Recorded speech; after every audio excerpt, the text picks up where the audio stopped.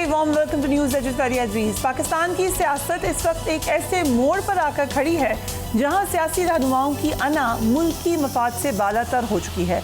मुल्क की तारीख में पहला मौका आया है कि संगीन चैलेंजेस के बावजूद सियासतदान मुसलसल आपस में ही लड़े जा रहे हैं।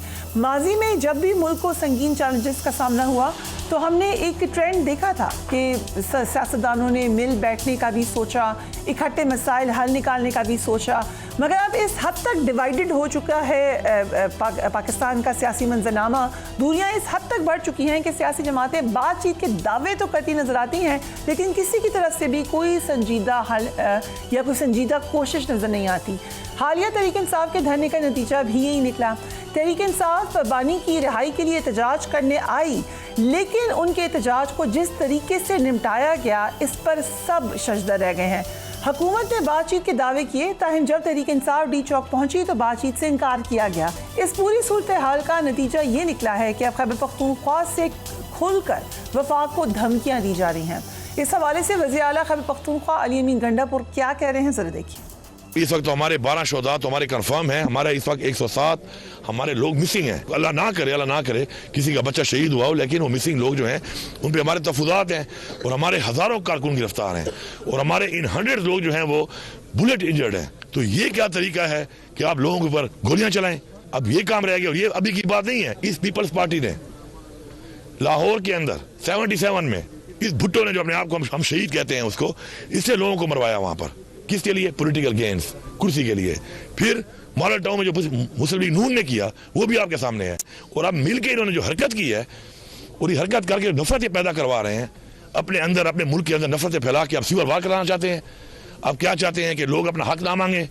एक तो मैंडेट आपने चोरी किया हुआ है, ऊपर से आपके इकदाम जो मुल्क के अंदर आप कर रहे हैं, गैर आईनी इकदाम आप कर रहे हैं।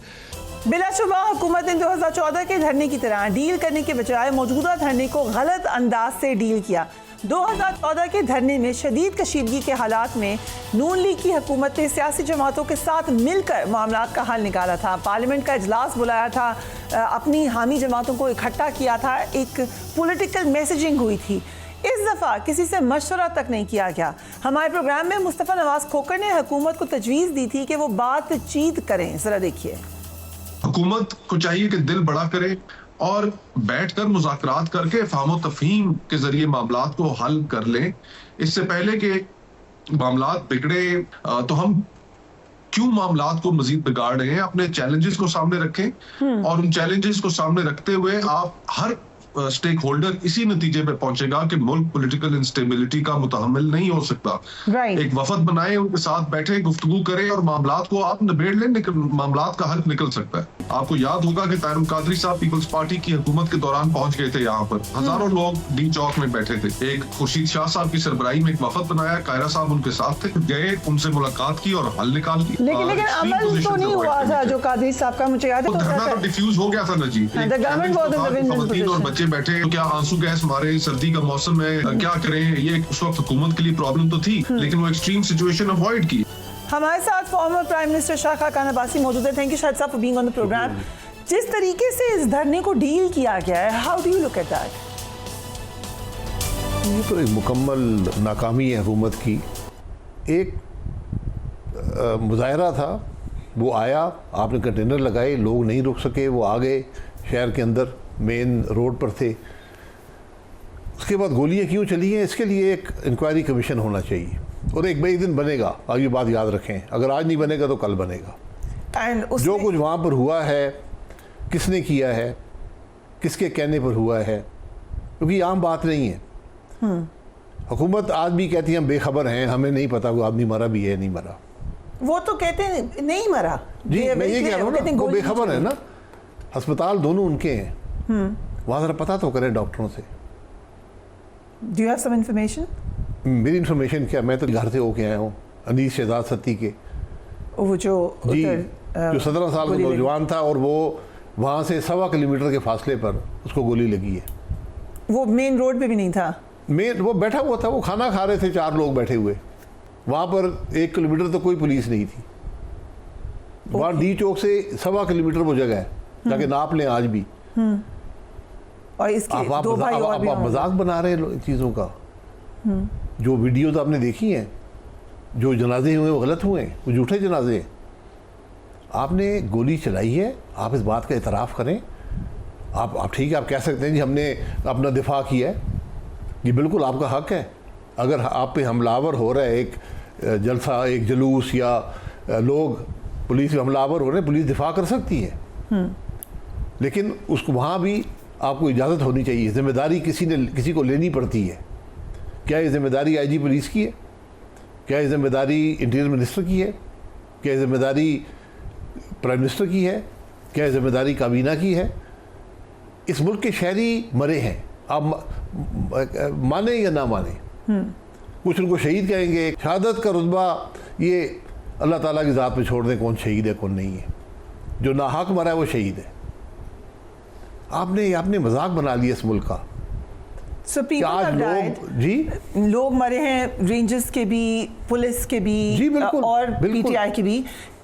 आपने कहा जुडिशल इंक्वायरी होनी चाहिए। कौन नॉमिनेटेड होने चाहिए जिनके खिलाफ ये इंक्वायरी होनी चाहिए? इंक्वायरी किसी के खिलाफ वाकई की होती है कि हुआ क्या उस दिन, उस रात, उस दिन या उस रात को। ये पूरा दिन हुआ और रात को हुआ है। उस दिन हुआ क्या है? आपने इतनी नफरी जमा की, आपने रुकावटें खड़ी की, कंटेनर खड़े किए, सड़कें काटी, पंजाब के मोटरवे, पाकिस्तान के मोटरवे बंद किए, आपने इंटरनेट बंद कर दिया, आपने छुट्टी दे दी पूरे शहर में। उसके बावजूद मुझे लोगों ने बताया 10,000 आदमी मौजूद था, कोई कहते हैं 15 था, कोई कहते हैं 20 था, 25 था। ये तो ख्वाजा आसिफ भी कहते हैं कि लोग आ गए थे बड़ी तादाद। जी, लोग आगे तो कैसे आए ये पता करें। फिर क्या किसी पर हमलावर हुए? कोई ऐसी वीडियोस हैं कि वो हमलावर हुए किसी पर? ये आज हुकूमत का रवैया है। This is my question. Talal Chaudhry साहब ने कहा कि मैं बिल्कुल इसकी मजम्मत नहीं करूंगा, ट्रेन के आगे अगर कोई नमाज पढ़ेगा तो वो मारा जाएगा। This is the statement, this is what he said. इसी तरीके से ख्वाजा आसिफ भी ये कहते हैं कि जिस तरह पीटीआई मैदान छोड़कर भागी, किसी भी जंग या तहरीक में इस तरह दुम दुबाकर भागने की मिसाल आपको नहीं मिलती। सो इनसेंसिटिव स्टेटमेंट्स हैं। देखिए, ये बातें अलहदा है ना। लीडरशिप पीटीआई की भाग गई, इसमें कोई शुबा नहीं है। भाई आप लोगों को लेकर आए हैं, उनकी जिम्मेदारी भी है, उतनी ही जिम्मेदारी है। पर शायद साहब अगर गोली चल रही हो तो देखिए, मैं गोली चल रही हो तो आप ये बातें सोच समझ के करनी चाहिए ना। आप एक हुकूमत हैं, वो हुकूमत है। गंडापुर साहब एक चीफ मिनिस्टर हैं, एक आईनी ओहदा रखते हैं। अगर वो वहाँ से लोगों को लेकर आएंगे कि मैं यहाँ दारुल हुकूमत पर हमला करूँगा, आगे उनको बताया गया कि यहाँ पर इजाज़त नहीं है। हुकूमत की गलती ये है कि उनको बताते यहाँ पर आप जलसा कर लें, आप ये जगह है, नेगोशिएट करने की ज़रूरत नहीं है। आप सीधा कहें कि ये जगह आपकी हुकूमत ने तयन की थी, परेड ग्राउंड, यहाँ पर तशरीफ़ लाएं, अपना जलसा करें और घर जाएं, एहतजाज रजिस्टर करें और घर जाएं। आपको हुकूमत पर हमलावर होने का हक नहीं है। ठीक है, अब वो आगे क्या वो हमलावर हुए वहाँ पर मौजूद इंतज़ामिया के लोगों पर?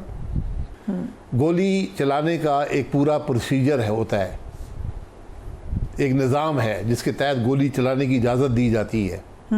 गोली चलाने का मौका होता है, उसकी वजह होती है।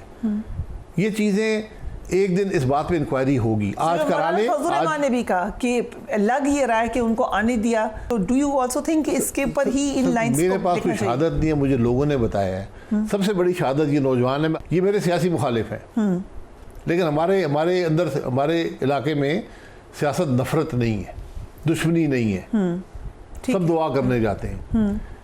तो उन्होंने जो बात मुझे बताई है, और मुझे कोई इस बात में शुबा नहीं है कि वो सच नहीं बोल रहे, बिल्कुल हकीकत बताई है। उनका बच्चा फौत हुआ है, तो उन्होंने कहा कि बैठे हुए थे 4 लोग वहाँ, एक साहब का यूनियन काउंसिल के चेयरमैन भी उनके साथ बैठे हुए थे। वो भी मेरे मुखालिफ है, लेकिन मैं उनको जानता हूँ अच्छी तरह। अब ये हुकूमत का तरीका ये होता है, आप उसकी पुलिस वाले उनकी बात सुनने को तैयार नहीं थे, FIR दर्ज करने को तैयार नहीं थे, मेडिकल रिपोर्ट बनाने को तैयार नहीं थे। उनके नहीं हो सका पोस्टमार्टम। उनको कुछ एक मेडिकल रिपोर्ट दी है किसी ने, लेकिन उसकी कोई लीगल हैसियत नहीं होगी। आज हुकूमत की जिम्मेदारी है कि इस बात का तयन करे किसने गोली चलाई है, कब चलाई है, क्यों चलाई है। अगर एक वाक़े में एक वाक़े का बयान करो, शायद बाकी वाक़े भी इसी किस्म के हों। तो आप कम से कम 12 लोग जिसकी जनाजे हुए हैं, जिसकी मुसद्दका बातें मौजूद हैं इस वक्त मीडिया पर। मैं नहीं कहता, मैं तो जिनको जानता हूँ, जो मेरे हलके के थे, वो 2 लोग थे। एक मर्दान में मैं जानता हूँ, ये 3 लोग तो मैं गवाही दे सकता हूँ ओके कि राइट ये फौत हुए हैं। इसके अलावा भी लोग 12 लोगों की बात कर रहे हैं, कुछ ज़्यादा की बात कर रहे हैं, कुछ 1-2 कम की बात कर रहे हैं, लेकिन एक हलाकत भी बहुत होती है। एक भी क्यों हो, एक भी क्यों हो और किस मकसद के लिए हो। राइट अगर वो हमलावर हुए हैं पुलिस पे, पुलिस ने दिफा में उनको मारा है, तो ये पुलिस उसका भी बता सकती है, बिल्कुल कह सकती है कि हाँ जी ये हम यहाँ पर थे, हमें जान का खतरा था, हमने गोली चला दी। राइट वक्त हुआ एक ब्रेक का, we will be right back.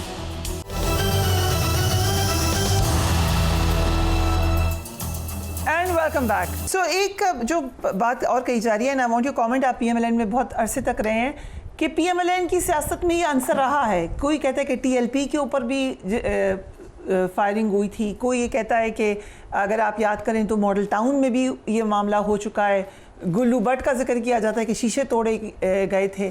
सो ये क्या ऐसा है पीएमएलएन की सियासत को जोड़ सकता है? पीएमएलएन ने कभी ऐसी सियासत नहीं की, ये बिल्कुल गलत बात है। मैं जितना अर्सा वहाँ रहा हूँ, हमेशा सबसे बड़ी मिसाल है कि इमरान खान साहब यहाँ पर आकर 126 दिन बैठे रहे थे। और आप यकीन करें कि दिन में ऐसा वक्त आता था कि वहाँ 11 आदमी भी नहीं होते थे, फिर भी हुकूमत ने ताकत का इस्तेमाल नहीं किया। उसमें तो निसार साहब में बड़ी तनकीद भी होती रही है, जमात के अंदर भी बाहर भी, कि उन्होंने क्यों ताकत का इस्तेमाल नहीं किया। कुछ लोग कहते हैं वो दूसरी तरफ मिल गए थे। नहीं, दुरुस्त किया ना भाई। आप एक जान के जिम्मेदार होते हैं। जब आप हुक्मरान हैं, ये मामूली बात नहीं है कि आप खुश हो रहे हैं कि गोली चल गई और कहते हैं बंदा को मरा नहीं है। इसलिए ज़रा सोच समझ के बात कर। आज इस गलती को, ये गलती है, गोली चलना हुकूमत की नाकामी की दलील है। अगर गोली चल गई है, अब आप उस पर मरहम रखें, बताएं लोगों को कि क्यों हमें गोली चलाने की मजबूरी हुई। गोली आखिरी लास्ट रिजॉर्ट है। सो इसके बाद भी अब जिस तरह से हैंडल करी है हुकूमत, अब तो हो गया जो होना था, वो आपके ख्याल से डैमेज कंट्रोल कर रहा है या मजीद हालात खराब हो रहे हैं? आपने अभी क्या हैंडलिंग कर रही है? वो कह रही है कोई मरा ही नहीं है, वो कह रहे हैं भाग गई है सारे। मैं यही तो कहता हूँ, ये तरीका है आपके कहने का। आप झूठ बोल रहे हैं। मैं कहता हूँ हुकूमत झूठ बोल रही है जो हुकूमत ये कहती है मरा नहीं है। उसके जाए ना, यहाँ सामने, यहाँ से 20 मिनट का रास्ता है उसका घर, अनीस शहजाद सती। जाए ना वज़ीर आज़म उसके घर, उसे कहें कि नहीं तुम्हारा बेटा मरा नहीं है। आप क्या मजाक बना लिया आपने हर बात का। उसके पेरेंट्स क्या कह रहे थे? कुछ डिस्कस ये सारा मामला बताने के अलावा वो पीटीआई के सपोर्टर थे, वो 3 भाई वहाँ गए थे, जो उस एहतजाज में गए थे, शामिल हुए थे, पुरअमन थे। उन्होंने किसी को पत्थर नहीं मारा, किसी पे गोली नहीं चलाई। अगेन प्रोपोर्शनेट रिस्पांस, अगर पत्थर मारे भी कोई तो क्या आप उस पर गोली चला सकते हैं? अगेन बिल्कुल, देखें हुकूमत बर्दाश्त करती है। इमरान खान साहब ने 126 दिन कौन सी बात, कौन सी गाली वहां से नहीं निकाली, कौन सा इश्तिहाल नहीं दिया। मैं वजीर था, आके सेक्रेटेरिएट में कब्जा हो गया। सेक्रेटेरिएट के अंदर बाहर जाने वाली गाड़ियों को इमरान खान साहब के लोग चेक करते थे।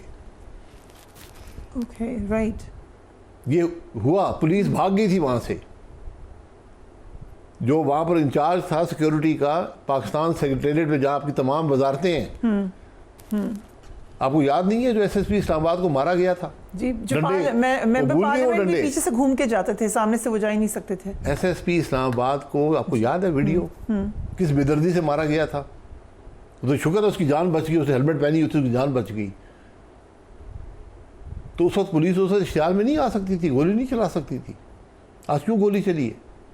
ये वज़ीर-ए-आज़म की जिम्मेदारी है कि इस बात की तफ्तीश करे कि क्यों गोली चलानी पड़ी है मेरी हुकूमत को। पर ख्वाजा आसिफ ये कह रहे हैं ना कि अब कभी नहीं आएगी PTI, this is what he is saying. Sir वो बात अलग है ना, वो तो एक सियासी बात है। मैं बात कर रहा हूँ इस वाक़े की। जिम्मेदारी हुकूमत पे आएगी, जिम्मेदारी वज़ीर आज़म पे आएगी। अगर मुजाहिरीन ने किसी को कत्ल किया तो उनकी जिम्मेदारी है। Okay, let me tell you prime minister क्या कह रहे हैं। उनके जो बयान आए हैं वो कह रहे हैं खैबर पख्तूनख्वा से आकर तकरीब कारी फैलाई जा रही है, हम ये हाथ ना सिर्फ रोकेंगे बल्कि तोड़ेंगे। Very strong statement by somebody like Shahbaz Sharif. नहीं तोड़ लिया ना उन्होंने, ये उसके पहले दिया बयान है, उसके बाद ये अभी दिया। ये ओनरशिप हो गई है सर, ओनरशिप तो हो गई है ना। जो हुकूमत गोली चलाती है उसी की ओनरशिप होती है। आज जिम्मेदारी शहबाज शरीफ साहब की है, कल जब पूछा जाएगा तो जिम्मेदारी उनकी होगी। काबीना उनके हुक्म पे काम करती है, वजीर उनके हुक्म पे काम करते हैं। But then पुलिस again, का प्राइम निज़ाम मिनिस्टर उनके- जब चीफ मिनिस्टर थे तो मॉडल टाउन हुआ, अब वो प्राइम मिनिस्टर हैं तो फिर ये जी, डी चौक इसीलिए हो उनको गया। इस बात का एहसास ज़्यादा होना चाहिए था। मॉडल टाउन बिल्कुल यही वाकया था। इस बात का एहसास शहबाज साहब को ज़्यादा होना चाहिए था, वो इस मामले से गुजरे हुए थे। But this could put him in serious trouble कि वो कॉमन फैक्टर हैं दोनों देखिए मामले। कल नहीं, कॉमन फैक्टर उसमें उनकी जिम्मेदारी नहीं थी।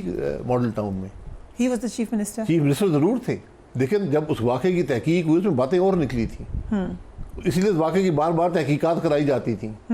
आज मामला उल्टा है, आज वो डिफेंड कर रहे हैं इस कार्रवाई को। राणा साहब ने कहा कि हुई हैं हलाकतें और जनाजे भी हुए, ही इज द वन जिन्होंने थोड़ा सम्मान लिया इस बात को। सर मानना पड़ेगा, हुकूमत के अस्पतालों में लोग लाशें आई हैं, जख्मी आए हैं, वो 2-4 की तादाद में जख्मी नहीं आए, लेकिन हलाकतें 10 से 12 हलाकतें ज़रूर हैं, शायद इससे ज़्यादा हैं। सो बेसिक ये जो कुछ हुआ, वजह ये थी कि पीटीआई को बैकफुट पे किया जाए, पीटीआई डर जाए। लगता है ये दोनों अहदाफ हो गए हैं। पीटीआई बैकफुट पर है, पीटीआई डरते नहीं है। बैकफुट पे हमेशा मारने वाला बैकफुट पे होता है कि वो मजबूर हो गया, उसके पास कोई रास्ता नहीं रहा, उसने कहा चलो मैं गोली मार देता हूँ, बंदे मार देता हूँ। ये तो आपकी एक नाकामी की दलील होती है। सो आपके ख्याल से डर ही नहीं है लोग? सर लोग इन बातों से नहीं डरते, इससे ज़्यादा इश्तियाल पैदा होता है। राइट। ये तबाही का रास्ता है। इस बात का एहसास शहबाज साहब को, इस हुकूमत को होना चाहिए कि हम कर क्या रहे हैं। सो डैमेज कंट्रोल कहाँ से शुरू करें? बातचीत तो दूर दूर तक नहीं लग रही, अभी तो गवर्नर राज की बातें हो रही हैं खैबर पख्तूनख्वा में।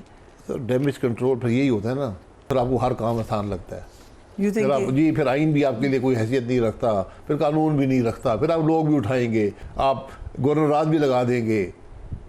इन्हें आपने फैसला किया कि हमने मुल्क में जमहूरियत नामी कोई चीज़ नहीं रखनी, हमने इसी तरह मुल्क चलाना है, और ना अपोजिशन की परवाह करनी है, ना आइन की परवाह करनी है, ना अवाम के मैंडेट की परवाह करनी है। खैबर पख्तूनख्वा में 80% सीटें हैं, आप वहाँ गवर्नर राज कैसे लगाएंगे? किस बुनियाद पे लगाएंगे? 80% लोग गलत हैं और हम ठीक हैं। इसलिए बड़ी आज सियासत करनी है आपने। आप सियासी हुकूमत हैं, आपका दावा है कि अवाम के मैंडेट से आए हैं। आपने 2 हफ्ते पहले 2/3 अक्सरियत से आइन तरमीम की है, तो आज आपकी वो 2/3 अक्सरियत कहाँ गई? उनके पास मैंडेट होता है, उनकी ताकत अवाम का मैंडेट होता है। बट लेट्स, आपको लगता है कि हो सकती है कोशिश गवर्नर राज लगाने की? तो हर चीज़ हो सकती है। हो सकती है। इरेशनल माहौल है ना, यहाँ अक्ल की बात तो है नहीं, फिर तो Right. कुछ नहीं रह गया ना, बात खत्म हो गई, अब जो मर्जी करें। पर देन कौन इनिशिएटिव लेगा कि मामला ठीक हों? बातचीत तो अभी दूर दूर तक नहीं लग रही है बासी साहब। एक तरफ सर, फिर- पीटीआई है, एक तरफ गवर्नमेंट है। आपको ख्याल से लगता है ये बात दोनों करें? तरफ जहालत है, दोनों तरफ जहालत है। किसी को मुल्क की परवाह नहीं है, मुल्क की आवाम की परवाह नहीं है। आज अब देख रहे हैं मुजाहिरीन आए, ना उन हुकूमत को परवाह है और ना उन लोगों को जो उनको लेकर आए थे, और छोड़ के चले गए। जो जी आराम से बैठे हैं। ये अफसोसनाक बात है कि हमें एहसास नहीं है। आज इस मुल्क में कोई बोलने वाला नहीं, इस बात पे कोई मरहम रखने वाला नहीं है। ये हमारी सबसे बड़ी बदनसीबी है। एक और जो डिस्कोर्स शुरू हुआ है कि ये अफगानी हैं, ये शरपसंद हैं, इनको ये आइसोलेट नहीं कर देगा एक जमात को, जो कि जैसे कि आपने कहा खैबर पख्तूनख्वा में लीडिंग पार्टी है, पाकिस्तान में भी उसने बड़ा वोट लिया है। आप उसको आइसोलेट किए जा रहे हैं, कह के कि तुम शरपसंद हो। सर आइसोलेशन इस तरह नहीं होती, माजरत से। ये हमने बहुत पहले ये दफ़ा ही देखा है। नेशनल अवामी पार्टी भी शरपसंद थी, फिर अवामी लीग शरपसंद थी, फिर पीपल्स पार्टी शरपसंद निकली, कुछ अर्सा मुस्लिम लीग नून ने भी शरपसंदी में कुछ से गुजारा रहे हैं अभी, ठीक। तो आज वो शरपसंद हैं। ये लगा रहेगा, लेकिन इससे मुल्क के मामलात हल नहीं होते। माजी की गलतियों से आपको सीखना पड़ता है, दोहराने की ज़रूरत नहीं होती। सो हम आपने भी कॉन्स्टिट्यूशनल अमेंडमेंट का जिक्र किया। इस सारे मामले में डी चौक था, सुप्रीम कोर्ट के करीब था, खामोशी है सुप्रीम कोर्ट की तरफ से। डू यू थिंक कि अब उनके पास वो पावर ही नहीं है कि वो कुछ इसके ऊपर एक्शन ले सकें या कुछ कह सकें या कोई कमेंट दे सकें?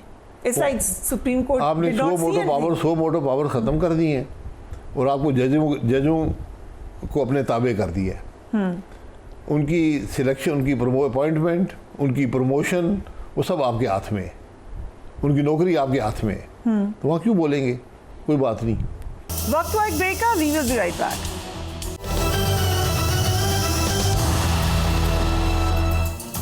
And welcome back. Meanwhile Matiullah Jan की गिरफ्तारी का मामला भी हो गया। आई एम श्योर आपकी इंटरेक्शन रही होगी मतिउल्लाह जान से।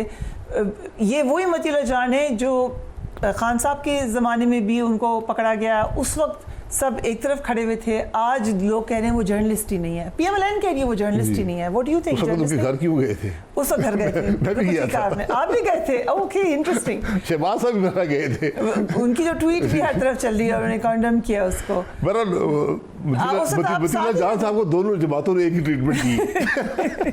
उन्होंने कहा था मुझे पता ही नहीं है वो कौन है, वो गायब किधर हो गया। उस वक्त उन्होंने ये बयान दिया था। आज प्राइम मिनिस्टर और सब लोग कह रहे हैं कि चले मतिउल्लाह जान साहब को सब जानते तो है ना कि कौन है। ये बात हो गई है। सो यू थिंक और मैं हुकूमत का मशहूर हूँ कि सिर्फ 265 ग्राम डाली है मैं 15 किलोग्राम डाली थी इमरान खान साहब ने। वैसे ऑन अ सीरियस नोट जो राना साहब के साथ हुआ था वो भी गलत। और मतिउल्लाह जान के साथ मैंने 2 चैनल्स में काम किया है। उस वक्त हमें नहीं लगता था कि वो सिगरेट भी पीते हो। मतिउल्लाह जान साहब की मैं बहुत सी बातों से एग्री नहीं करता हूँ, लेकिन ये उनका हक है कि बात करें, जर्नलिस्ट है। यस। तो कौन सा ऐसा उनसे जुर्म हो गया कि आपने उन पे हीरोइन डाल दी? जो आइस नॉट हीरोइन, वो हीरोइन राना साहब पे डाली। आइस हमारे वक्त से बाद की बात है। वो मॉडर्नाइज आइस को बर्फ समझते रहे। ओके, वो वाली बर्फ डाल दिया, आइस ही है। तो क्या मजाक बना रहे हैं आप? क्या कर रहे हैं दुनिया पाकिस्तान में? सो लेगेसी क्या हो रही है PMLN की? What legacy are they leaving? Legacy कुछ नहीं रहेगी। लेगेसी वही है। फोर्स ही कर लिया था अब्बासी साहब। अब तो लग रहा है कि लुकिंग इन हाइंडसाइट आपने कैबिनेट मेंबर बनने के लिए एग्री हुए, आप साइड पे थे। वी यूज्ड टू वंडर कि क्या वजह है। Could you force he this कि ये नहीं, मैं कोई फोर्स ही देखें। हम एक असूल पे थे। हमने 4 साल इमरान खान साहब की मार खाई है एक असूल पर, वोट को इज्जत दो पर। जब जमात तो उससे लहदा हो गई असूल से, उन्होंने इक़्तिदार को इज्जत देनी शुरू कर दी, तो मैं कहा ठीक है, पर मैं अब इस बात के साथ नहीं चल सकता। लेकिन ये खराबी मुझे नज़र आती थी। इक़्तिदार को इज्जत देने वाले हमेशा मुश्किल में, मुल्क को भी डालते हैं, अपने आप को भी डालते हैं। सर आपको अब डू यू फील कंटेंट कि मैंने सही डिसीजन लिया? नहीं, मुझे उस वक्त भी कोई इसमें मेरा ज़हन और कल जो एक ही साइड पे था उस मामले में। उस वक्त भी मैं मुतमईन था, मैं आज भी मुतमईन हूँ। लेकिन बात मेरे मुतमईन होने की नहीं है, बात मुल्क की है कि मुल्क को कहाँ लेकर जा रहे हैं। सो PMLN के कोई आपके पुराने दोस्त सब लोग दे ऑल ओके कि हमारी लेगेसी इसका क्या है? नहीं, मेरी जिनसे बात होती है प्राइवेटली, कोई भी ओके नहीं हो सकता। जो आदमी सियासतदान है ओके नहीं हो सकता। क्या कहते हैं वो? हर आदमी परेशान है, सारे माहौल से परेशान है, हालात से परेशान है। हर पाकिस्तानी को होना भी चाहिए, क्योंकि आज आपने हल निकालना है इस मामले का। हम फरीक नहीं, हम दुश्मन नहीं है।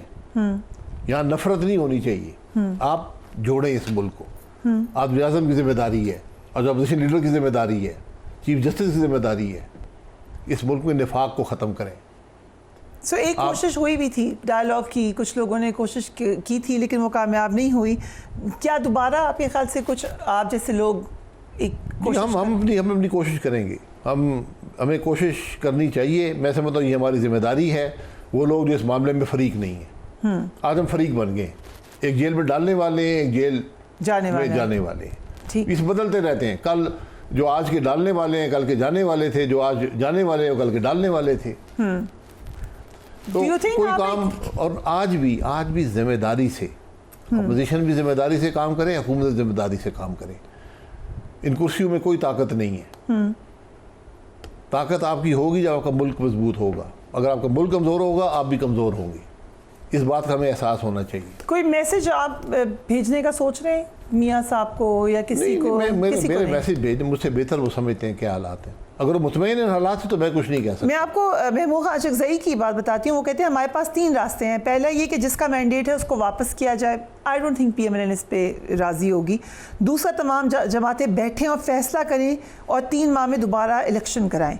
तीसरा ये कि पूरे मुल्क की आवाम सड़कों पर होगी। He is given 3 options. बिल्कुल, ये अल्लाह ना करे कि फैसले मुल्क के सड़कों पर होने शुरू हो जाए, और इसका ख़तरा हर रोज़ बढ़ता जा रहा है। With time, you think? बिल्कुल बढ़ता जा रहा है। और ऐसे हालात जो 26 को हुआ है वाक़या, ये बहुत गैर मामूली है। ये वो कैटलिस्ट है जो आपको सड़क पे लेके जा सकता है इस मुल्क के अवाम को। अल्लाह ना करे। बहरहाल उससे पहले सियासी, पॉलिटिकल लीडरशिप, जुडिशल लीडरशिप, आज इनकी ज़िम्मेदारी है कि मुल्क के हालात को दुरुस्त करें। हम जो लोग सियासत में हैं, इक़्तिदार का हिस्सा है ना, अपोजिशन का हिस्सा है, हम अपनी बात ज़रूर करेंगे, हम कोशिश भी करेंगे, ये हमारी ज़िम्मेदारी है। लेकिन हमसे ज़्यादा एहसास जो लोग आज अपोजिशन में हैं, हुकूमत में हैं, जो इक़्तिदार के अंदर शामिल हैं, जो साहिब इक़्तिदार हैं, साहिब इख्तियार हैं, आज अपने ज़िम्मेदारी को समझें। बट दूसरी तरफ ये भी तो एक इदराक है शाहिद साहब, ऑब्वियसली दो साइड्स नज़र आ रही हैं, आपने जैसे कि कहा, बीच में कुछ आप जैसे न्यूट्रल लोग हैं, जो एक साइड ने ये भी सोच लिया है कि अब हमने इस सिस्टम को हर सूरत चलाना है और वी विल डू दैट। आपको लगता है कि वो, जिसमें PMLN शामिल है, वो चाहेंगे कि ये सिस्टम किसी ना किसी तरीके से रुके या ये रिवर्स हो? Why would they want that? कौन सा सिस्टम है ये? इट्स मुल्क की तरक्की ना करना कोई सिस्टम है? मुल्क की अवाम की तकलीफ कोई सिस्टम होता है? मुल्क का एक ही सिस्टम है, उसका नाम है आइन। क्या मुल्क आइन के मुताबिक चल रहा है? सो मीनवाइल अगर इकोनॉमिक स्टेबिलिटी की तरफ जाते हैं तो आपको लगता है ये कुछ सस्टेन कर जाएगा? By the way PIA and air blue की परवाज़ों के हवाले से अच्छी खबर भी आई है, जिस पर क्रेडिट ले रही है PMLN, उस पर भी आते हैं। बट अगर इकोनॉमिक स्टेबिलिटी की तरफ जाते हैं, मिसालें दी जाती हैं चाइना की, दीगर ममालिक की, कि वहाँ पे सख्ती है लेकिन इकोनॉमिकली वो लोग आगे चले गए। इज़ दैट अ पॉसिबिलिटी कि ये थॉट प्रोसेस हो? इकोनॉमिक स्टेबिलिटी पॉलिटिकल स्टेबिलिटी के बगैर नहीं आएगी, ये बात याद कर लें। Political stability rule of law के बगैर नहीं आएगी। आप आइन पे नहीं चलेंगे, मुल्क स्टेबल नहीं होगा। जिस मुल्क में इलेक्शन चोरी होते हैं वो तरक्की नहीं करता। आप जिन मुल्कों की मिसालें देते हैं उनकी मिसाल देखें, दे नज़र, उस पर बहस करा लें पाकिस्तान में, एक एक मुल्क से शुरू कर लें। हर मुल्क के अपने मखसूस हालात हैं। हमारे मुल्क में एक आइन है, एक सियासी निज़ाम है, आपने उसके अंदर रहकर काम करना है। आपको ये चॉइस नहीं है कि आप उसे बाहर निकल कर कहें कि नहीं वो चूंकि फलाने मुल्क में ये काम होता है मैं वो काम करूँगा जो काम आपके आइन से मुतसादिम है। आइन को बदल लें, उनके आइन के मुताबिक कर लें, फिर करें। आप में सलाहियत कहाँ है? मुझे ये बता दें, आपके मुल्क में लोग आते हैं दूसरे ममालिक से, कहते हैं इन्वेस्टमेंट करनी है। आप आज तक उनको ये बताने के काबिल नहीं कि कहाँ पे इन्वेस्ट करें। ये आपकी आज हालत है। ये आपके पास, आपको ये सलाहियत नहीं है कि हम किसी को कह सकें कि भाई तुम यहाँ पे इन्वेस्ट करो, मैं तुम्हें ये इंसेंटिव दूंगा, ये मेरी पॉलिसी है। आपके पास नहीं है। आप जो लोग इन्वेस्ट कर चुके हैं उनको आप डरा धमका कर उनके वायदे कैंसिल कर रहे हैं। उसके बाद कोई मुल्क में इन्वेस्ट करेगा? लोग अंधे हैं दुनिया के। सो विद दिस सिस्टम आपको नहीं लगता कि इकोनॉमिक स्टेबिलिटी आएगी? कोई सिस्टम नहीं है ना, सिस्टम बता दें है क्या। Right, so coming to PIA now, निजकारी तो नहीं हो सकी लेकिन यूरोपियन रूट खुल गए हैं। Will that help PIA? It won't. क्यों? PIA की हर रूट, PIA का यूरोप का हर रूट पे PIA को नुकसान होता है। नुकसान होता है? Okay, please. जितना वहाँ और चलेंगे वो नुकसान होगा, क्योंकि उनकी लायबिलिटीज बढ़ती जाएंगी। जी, हर रूट जो यूरोप पे PIA का था उस पर उनका नुकसान था। Okay, really? जी। ओके, अगरचे कि वो तो रूट की वजह से बहुत ज़्यादा लोग ट्रैवल करते थे PIA में। लोगों से नहीं होता ना, किराया कम है, अखराजात ज़्यादा हैं, तो बेहतर है कि आप यूरोप ना ऑपरेट करें। तो यूरोप बंद था। ये मामला PIA का नहीं है, ये सिविल एविएशन का मामला था। ठीक है। सिविल एविएशन में एक नई लीडरशिप आई है और मैं ख्वाजा साहब को इस बात में उनकी तारीफ़ करूँगा कि उन्होंने मेहनत की है और इस इशू को रिजॉल्व किया है जो 3-4 साल से नहीं रिजॉल्व हो रहा था। अच्छा, आप क्रेडिट दे रहे हैं। तो ये CA अब पाकिस्तान का यूरोप को कबूल हो गया। एज अ रेगुलेटर वो उसको कबूल करते हैं कि ये रेगुलेटर रेगुलेट कर सकता है अपनी एयरलाइंस को। एयरलाइन तो पहले भी जाने के काबिल थी, उनके अंदर कोई ख़राबी नहीं है, लेकिन जब रेगुलेटर एक्सेप्टेबल उनको नहीं है तो फिर एयरलाइन भी नहीं जा सकती। अब जब रेगुलेटर एक्सेप्टेबल हो गया, CA उनको एक्सेप्टेबल हो गई है, तो एयरलाइंस को जाने की इजाज़त हो गई है। राइट। लेकिन उसमें कोई ऐसा इनकलाब PIA के लिए नहीं आएगा। ओके, सो हम जो समझ रहे थे कि PIA की जो कीमत है वो 85 अरब से बढ़ जाएगी, ये नहीं हो रहा। आपने तो पहले कहा था 85 अरब भी ज़्यादा है। नहीं, मैं कहा था 10 अरब बहुत ज़्यादा है। 10 अरब बहुत ज़्यादा। मैं हकीकत से बता रहा हूँ, वो कबूल कर लेते तो आपकी जान छूट जाती PIA से। राइट, चले पाकिस्तानी को थोड़ा फ़ायदा हो जाएगा इस रूट खुलने से। पाकिस्तानी आते हैं, आज भी आते हैं, एयरलाइनें और भी चल रही हैं, कल भी चलती रहेंगी वो। तो रूट PIA वहीं जाएगा जहाँ उसको कोई फ़ायदा होगा। नुकसान में तो आप नहीं जाके जहाज़ चला सकते ना। Indeed. So बहुत बहुत शुक्रिया अब्बास साहब for giving us time. Do give me your feedback. अपने घर वालों का ख्याल रखिए। अल्लाह हाफ़िज़।